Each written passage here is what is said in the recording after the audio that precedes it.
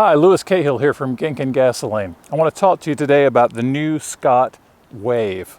Now, this rod came out just the 2nd of September. That's about a week ago, 2022.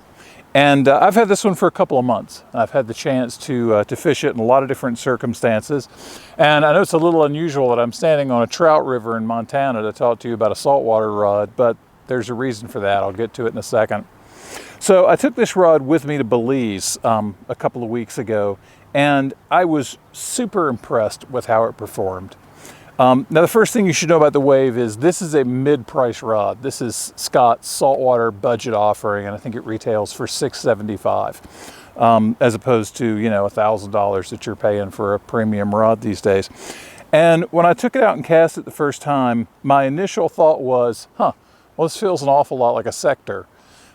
Which is, you know, a flagship rod, and you wouldn't expect the medium price rod to feel that way or to cast that way. But this one kind of does. Now, it is a little, I don't want you to feel like, you know, if you buy one of these, you're getting exactly a Sector. It is a little different. It does have a little different feel to it, but it doesn't lack at all from the performance.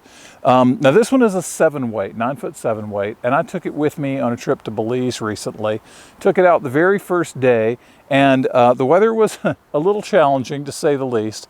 We had some wind, and I was super impressed with how this rod handled the wind, and also with the distance that I got out of it for the amount of effort I put into it. It almost feels like it has an autopilot, like this thing casts itself. I was super impressed with it right off the bat. I started looking it over, and the hardware is not the hardware that you see on the Sector. It does not have the collapsible snake guides, although these are awesome, beefy snake guides. Does have two really nice ceramic insert stripper guides on it. Black hardware, really pretty blue fiber reel seat. Great quality cork grip. Feels great in the hand, casts great. But what stunned me about it was the performance. So this thing is just incredibly powerful. It tracks so straight and smooth, which means accuracy, accurate casts. Phenomenal into the wind, phenomenal at distance, no shortcomings that I could find at all. Caught a bunch of bonefish on it on the first day in spite of bad conditions. Really happy with the way the rod performed. I took the rod with me to Louisiana, and I landed a handful of redfish in the 20-pound range. It was awesome fighting those big fish, but also really impressive casting the big flies you fish for them. So for $675, it's a bargain right there. But then as I started fishing this rod more, I realized it's got a lot of other tricks up its sleeve. So I started fishing this thing in freshwater.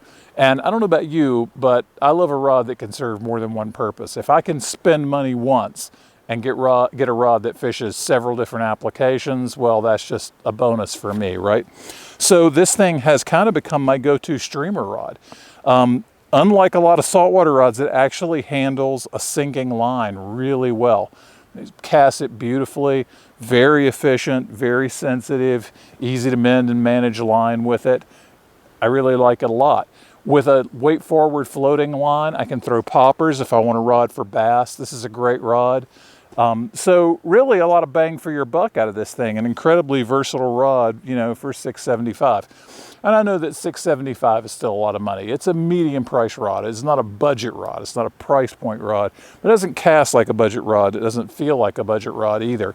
It has the same weight and sensitivity and power to it and the tracking that I expect out of a $1,000 rod.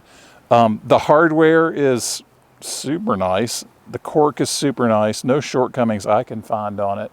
So it kind of begs the question, well, you know, has Scott made a choice about their medium price rods? And I think they have. I think they've decided to offer anglers something that is a lot of bang for the buck.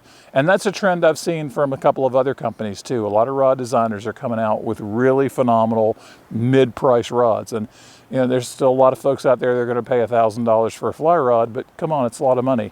We're all looking for a bargain. We're all looking to spend our fishing money in the smartest way we can. And this is a great option. So get out to the fly shop, pick one up, give it a cast, see what you think. If you're in the market for a new rod that can do a couple of things well, it can take you to the flats, it can take you to the river, it can take you out to a bass pond, this thing's a great bargain. Get out and try it out. Thanks for tuning in. Stay with us at Gink and Gasoline for more fly fishing tips, tricks, how-to, and gear reviews.